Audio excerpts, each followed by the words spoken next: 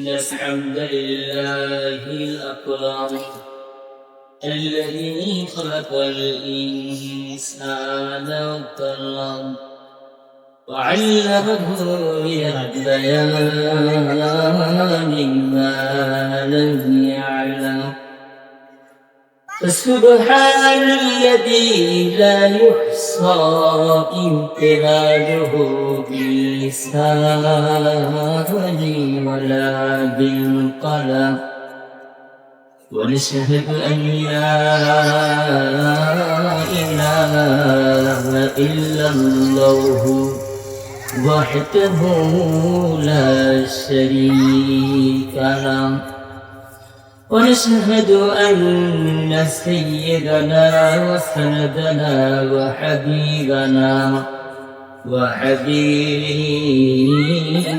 ربنا وطبيبنا وطبيب قلوبنا ومولانا محمدا عبده ورسوله أرسله بالحق بشيرا ونذيرا وداعيا إلى الله بإذنه وسراجا منيرا أما بعد فأعوذ بالله من الشيطان الرجيم بسم الله الرحمن الرحيم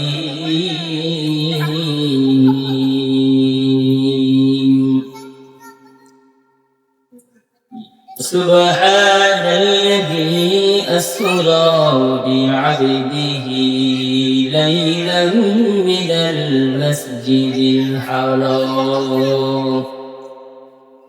المسجد الحرام إلى المسجد الأقصى الذي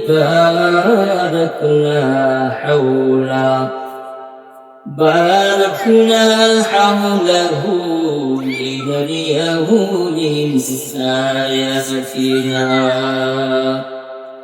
إنه هو السميع البصير وقال رسول الله صلى الله عليه وسلم رأيت ربي عز وجل أو كما قال عليه الصلاة والسلام وقال تعالى في شان حبيبه مخبرا وآمرا إن الله وملائكته يصلون على النبي يا أيها الذين آمنوا صلوا عليه وسلموا تسليما اللهم صل على محمد وعلى آل محمد كما صليت على إبراهيم وعلى آل إبراهيم إنك حميد مجيد اللهم بارك على محمد وعلى آل محمد كما باركت على إبراهيم وعلى آل إبراهيم إنك حميد مجيد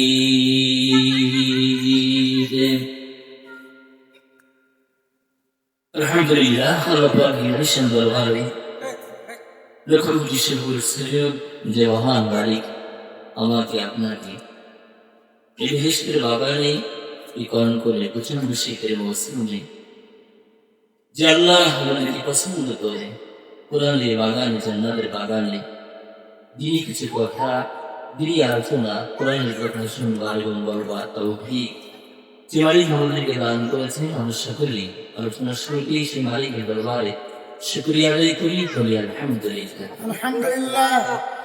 লক্ষ্য করি দুরুসলাম বর্ষিত হোক প্রিয় হাবিব বিশ্বনবী মহানবী মুহাম্মদ রাসূলুল্লাহ সাল্লাল্লাহু আলাইহি ওয়াসাল্লাম সর্বোপরি শুকর যার রত্নান্ত দৃশ্যের মাধ্যম দিয়ে আজকে এই সুন্দর আয়োজন আমরা উপহার হিসেবে পেয়েছি। আল্লাহ পাক থেকে দুনিয়া এবং আখিরাতে উত্তম কল্যাণ এবং মঙ্গল আমাদেরকে দান করুক সকলে বলি আমিন। আমরা যে মাস পার করছি এই মাসটা হচ্ছে রজব মাস। এই মাস রজব মাস। এই মাসটিও আরবি 12টি মাসের মাঝে অনুসন্ধান এবং মর্যাদার না, যেহেতু এই মাসে বিশ্বনবীকে আল্লাহ পাক যতগুলি মুজিজা দিয়েছিলেন তার মধ্যে অন্যতম একটি মুজিজা আল্লাহ পাক নবীকে এই মাসে দিয়েছিলেন। সুবহানাল্লাহ। আমি পবিত্র কোরআনুল কারীমের 114টা সূরা, এটা একটা সূরা 15 নম্বর পারার সূরা বনী ইসরাঈলের প্রথম নম্বর আয়াত তেলাওয়াত করছি। এই আয়াতটি আজকে আল্লাহ পাক আমাকে যতটুকু সময় এখানে দিয়েছেন, যতটুকু সময় হাতে পাই আমরা এই আয়াতকে সামনে রেখে এবং নিজের অসংখ্য হাদিস মুবারক থেকে যে ছোট্ট একটা হাদিস মুবারক আমরা পাঠ করেছি, এটা আরো কি আলোচনা করা হচ্ছে। ওমা তাওফীকি ইল্লা আলাইহি তাওয়াক্কালতু ওয়া ইলাইহি উনীব। নবীজিকে আমরা চিনি, সেটা চিনি না পৃথিবীর সবচেয়ে সেরা মহামানব হিসেবে আমরা চিনি, ঠিক না? নবীর মধ্যে এত সম্মানিত মর্যাদা কোনো একটা শ্রেষ্ঠ মহামানব পৃথিবীতে কেমন পর্যন্ত আসার কোনো সম্ভাবনা আছে? পৃথিবীর যত নবী রাসূল তিনি পাঠিয়েছিলেন সবচেয়ে শ্রেষ্ঠ নবী হচ্ছেন আমাদের নবী মুহাম্মদ রাসূলুল্লাহ। এই নবীগুলি অসংখ্য বর্ণনা ইতিহাসের পাতায় ঠিক আছে। এই নবীর কারণেই আমরা কোরআন পড়েছি, ঠিক না? এই নবীর কারণে আজকে শ্রেষ্ঠ উম্মত হওয়ার মতো সৌভাগ্য অর্জন করেছে। সুবহানাল্লাহ। এই নবীর কারণেই আমরা জান্নাতে যাওয়া পর্যন্ত কোন উম্মত জান্নাতে যাওয়ার স্বপ্ন দেখবে না। সুবহানাল্লাহ। এত বড় শ্রেষ্ঠ এবং দামি পয়গম্বর নবী আমরা পেয়েছি, আল্লাহ আমাদেরকে দান করেছে। এই জন্য আমরা বড় ভাগ্যবান, ঠিক না? বড় ভাগ্যবান মুসলমান নিজের কষ্ট দাম, মুসলমান নিজেদের দাম নিজেরা ভুলে গেছে। মুসলমান যদি নিজেদের দাম নিজেরা বুঝতো তাহলে সে কখনো বিপদ দাম না তত বুঝতো বাড়ির খপ করে পড়ে সেটা ইমান মুখ খুশি, সেটা প্রকৃত মহামানব কিসে পড়ে গেছে। একটা কথা আছে না, কাউসুলে শিখ উঠাইয়ে মোল্লা চিনিয়ে, একটা কথা আছে না? আমরা সেই আসল মানবকে ভুলে গেছি। যিনি মজিজাগুলি দান করেছিলেন, প্রতিটা লিপি প্রতিটা রাসূলকে আল্লাহ মজিজা দিয়েছেন।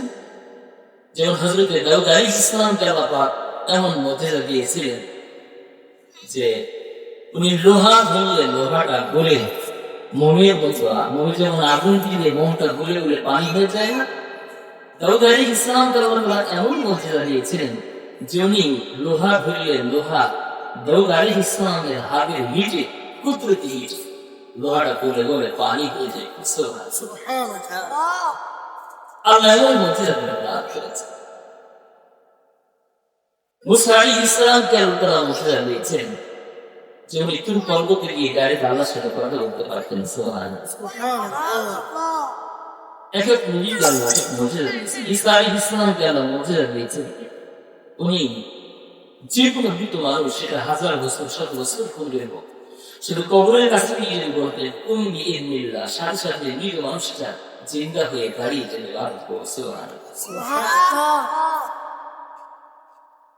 আল্লাহ তাআলা আবার তার হাবিবকে বলতে দিয়েছিলেন পবিত্র কোরআনুল কারীমে, কিয়ামত পর্যন্ত এই কোরআনটা থাকবে, নির্ভুলভাবে থাকবে, অক্ষত অবস্থায় থাকবে, একটা মুক্তা যে তোর পেশের পরিবর্তন কিয়ামত পর্যন্ত কেউ করতে পারবে না। ওনাকে আরেকটা মুজিজা দিয়েছিলেন আল্লাহ। এই নবীজি জন্মের পূর্বেই তার পিতা পৃথিবী থেকে বিদায় হয়ে চলে যায়। জন্মের 6 মাসের মাথায় মা দুনিয়া থেকে বিদায় হয়ে চলে যায়। বিশ্বনবী যখন বয়স 8 বছর, যখন নবীজির দাদাও দুনিয়া থেকে বিদায় হয়ে এমন স্নায় হিসেবে নবীজির রইলকে একমাত্র চাচা আবু, যদিও কাফির ছিল কিন্তু নবীজিকে এত ভালোবাসতো, একটা সাপোর্ট করতো। আবু তালেব মক্কার মাটিতে দাঁড়িয়ে অপরে নির্দ্বিধায় বিল্লে বলেছিল, আমি আবু তালেব যদি পৃথিবীর মাটিতে জীবিত আছি, আমি আবু তালেব দেহে এক কিন্তু রক্ত খরচ সত্ত্বে আমার মোহাম্মদকে একটা চুলের আঁচল দিলে এমন কোন মায়ের পৃথিবীর মাটিতে জন্মই হয়নি। কতটা ভালো লাগতেন।